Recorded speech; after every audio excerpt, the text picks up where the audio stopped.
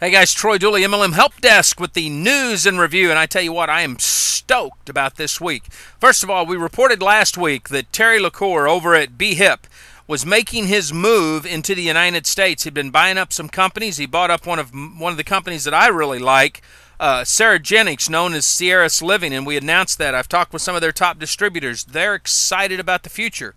And Terry did BHIP a little bit different. I've been following that company and working a little bit on the sidelines to promote what they're doing internationally because of a couple of my friends that have been over there, and it's been interesting to see the success that they've had worldwide.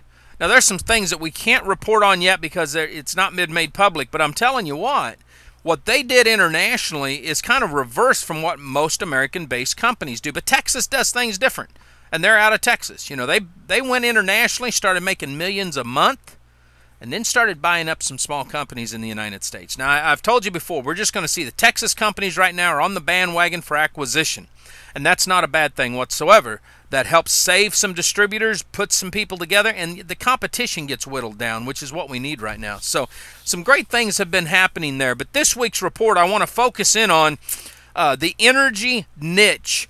This has started to pick up steam, okay? No pun intended there. But Rod Cook and I addressed this a few years ago, called it the energy wars. You know, what started out, I don't know, a decade ago with ACN entering into energy and then backing out of it, kind of left a void for a long time. And then Ignite launched. They teamed up with, what was it, Stream Energy, and launched this network marketing arm, and they have flourished. I mean, they will hit $1 billion in sales this year. By far, they are the largest direct selling energy company out there. Yes, they've had a few glitches along the way, but they have accumulated customers after customers after customers, and most of, I mean, they'll hit $1 billion. Their first 500 million was basically in Texas alone. And Texas, I think, is the 6th or 7th largest energy grid. It's all by itself. That's a whole different story.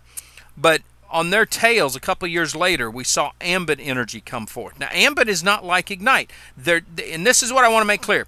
You have retail providers.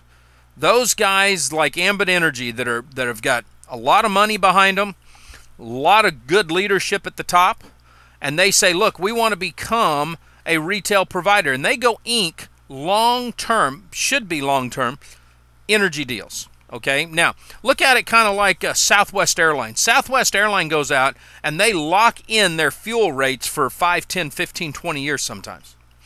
Companies like Ambit Energy do that. The retail providers that have the money behind them, they go out and they lock in the energy rate so that they know that there's going to be money there. They can help their customers, they have money for the compensation plan, and they move forward. Ignite, on the other hand, is a direct seller for the energy company themselves. So you get to cut out the middle. That retail provider, you have more money to put into your own comp plan. Now, there's some other players that are coming on board here. Viridian Energy up in the Northeast. Now, this is big because we're starting to see Ambit Energy move into the Northeast. We're seeing Ignite focusing on the Northeast. And now we've got Viridian that actually launched in the Northeast. They launched in 2009.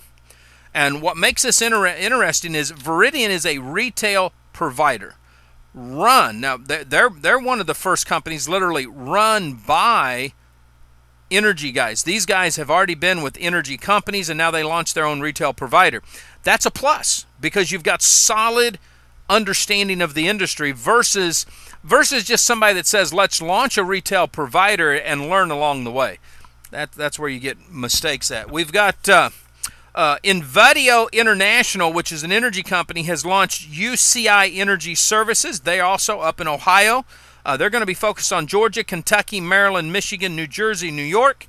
Dynastar Ventures, which won't be launching until sometime, I think it's sometime in the middle of the year. They just got purchased by My Affordable Energy. This is all reported in direct selling news.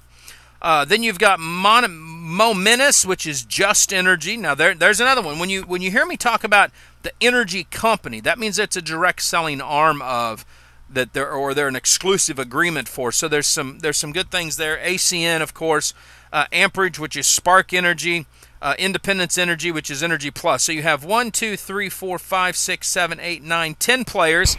And that's pretty good. Now, will there be more come into play? Probably there will be. You know, that's fine.